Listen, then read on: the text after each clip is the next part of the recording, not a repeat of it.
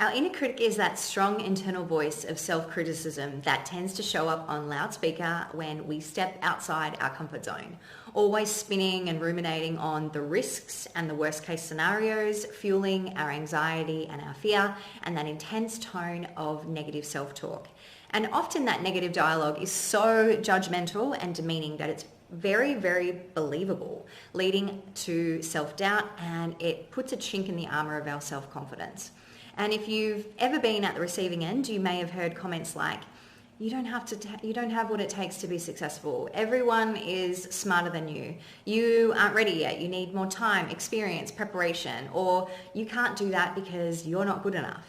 This internal negative self-talk is all about judgment and criticism, and it has the potential to negatively impact you by holding you back from taking opportunities, limiting your productivity and performance, ignoring your strengths and abilities, focusing more on mistakes and failings rather than learnings, expecting the worst and fearing criticism, avoiding situations where you could be judged or compared, and limiting you from taking opportunities, which all of this leaves you feeling anxious, distressed, and very, very frustrated, because why can't I just do the thing that I want to do? Why is my mindset, or why is this belief, or why is this negative self-talk holding me back? But where does our inner critic come from? Because why is it speaking the loudest to me when I'm stepping outside my comfort zone?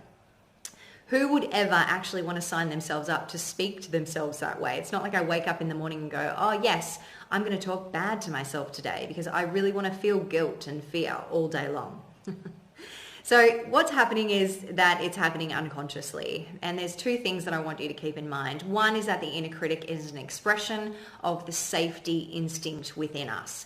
Our brain does not like being in a space of vulnerability. It is hardwired to keep us safe from potential risk.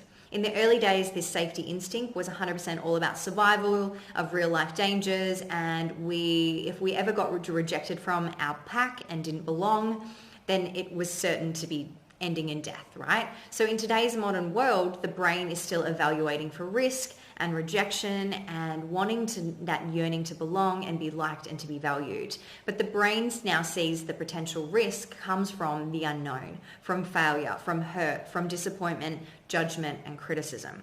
Okay. So the second thing I want to share is that the inner critic may take inspiration from critical people that you've encountered in your life.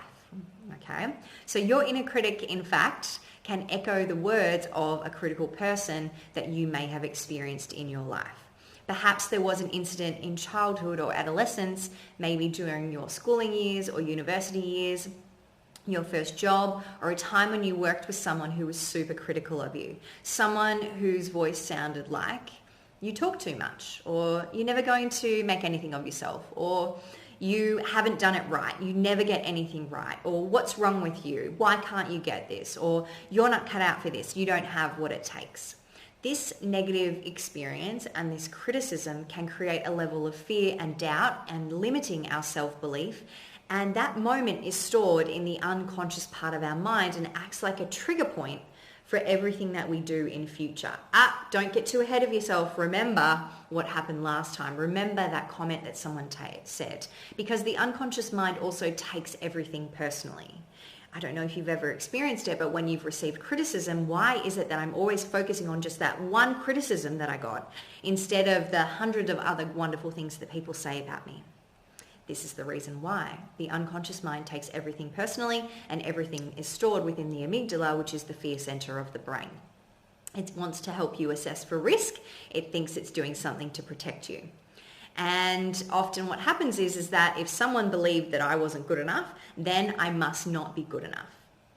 However, it's really important to note that when you're exploring your inner critic, that one person's opinion of you, that judgment of you, it does not essentially define you as a person. You are more than this one person's view of you. You are more than that single experience that you had. And if you already shut down the negative self-talk and the silencing your inner critic, you need to start with a basic principle. So number one is when you step outside your comfort zone, your inner critic may show up on loudspeaker. Be aware of this. Choose compassion for yourself in these moments of vulnerability. Know that your brain is doing its job to assess for risk because it wants to keep you safe. So ask yourself a few questions. Why am I feeling this fear? What is it that I'm not wanting to move forward on? How do I sit with it? The second thing is that if you've had a negative experience with a critical person in your life, choose to rationalize the situation when your inner critic shows up. Ask yourself, does this voice sound like someone I know? Are these words familiar to me? Have I heard them before? Does the voice feel or look like someone I know? Does this person's words, opinions, or critical comment define who I am today?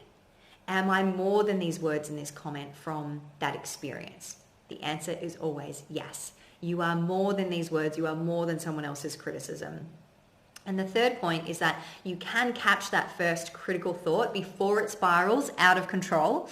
And you do this by calling out your inner critic. Why am I second guessing myself here? What is the risk? What am I afraid of? Is this a criticism of me, or is this someone else's belief of me? And go back to your positive language affirmations, which if you've been journaling are going to be your biggest ally in silencing your inner critic. Not today, inner critic, talk to the hand. I am capable and I am good enough. Or not today, Mrs. Jones from grade 4 maths class. You do not define me today. I am capable and I am good enough. I hope that you enjoyed this topic. If you have any questions about this or something else you would like guidance with, please reach out to me or my team directly. I would love to chat with you further. Wishing you all the best.